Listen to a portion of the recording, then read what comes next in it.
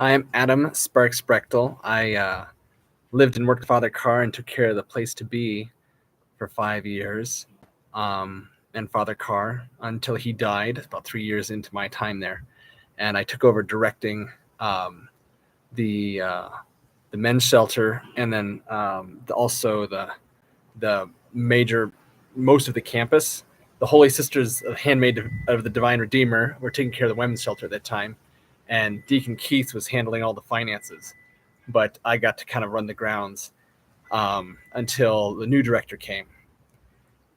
Something that I tried to live out during that time was what Father Carr had told me to do, which is to really share a lot of love with folks, um, and each one individually. He said, we're only working with one person. And it meant that in a couple different ways. He meant that we're working with one person at a time. So instead of trying to figure out all this stuff for everybody else, um, we'd um, instead of for all the, instead of trying to like do all the things at once, what we'd do is we'd focus on just one person, the person that came in the door right then, and that was something that Father Carr did really well.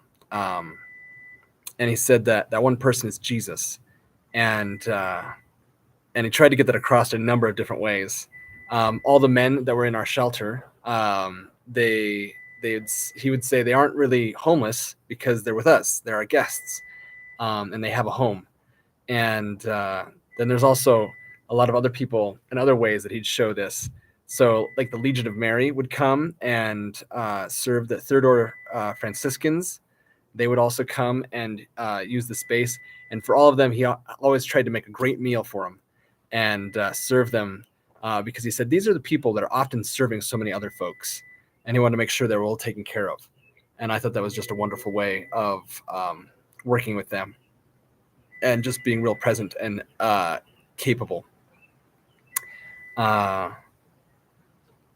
Another time, we made made French toast for breakfast for a bike tour group that was coming through, and the bike tour group was doing like some big thing, and so Father Carr had somehow gotten on this list to do breakfast for them because we were like on the route for them, and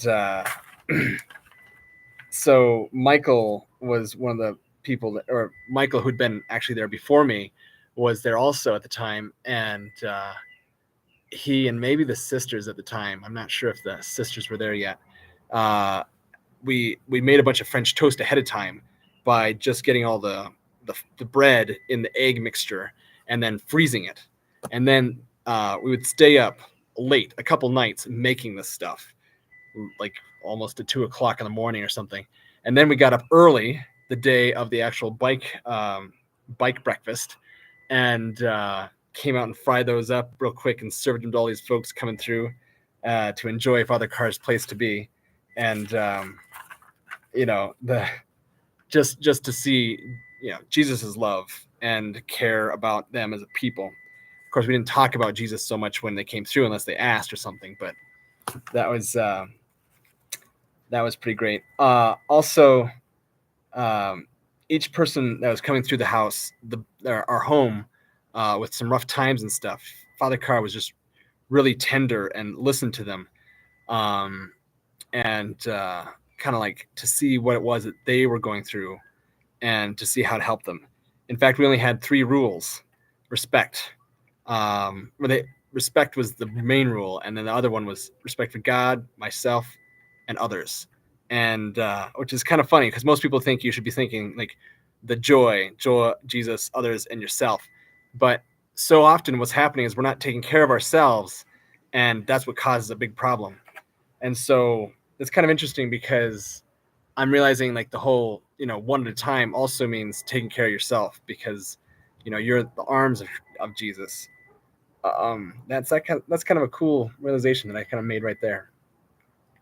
But also in that men's shelter, he really made a big emphasis of trying to give dignity to the men in their own rooms.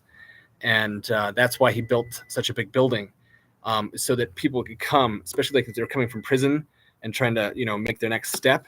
He said they just the amount of dignity that he wanted to give them when they came, and try and give people their own rooms. There was very few times that he ever actually put people in the same room, and that was when we were very full. And so we did what we had to. But I really thought that was an amazing part of what he did, and I hope to try to do more of that in my own life.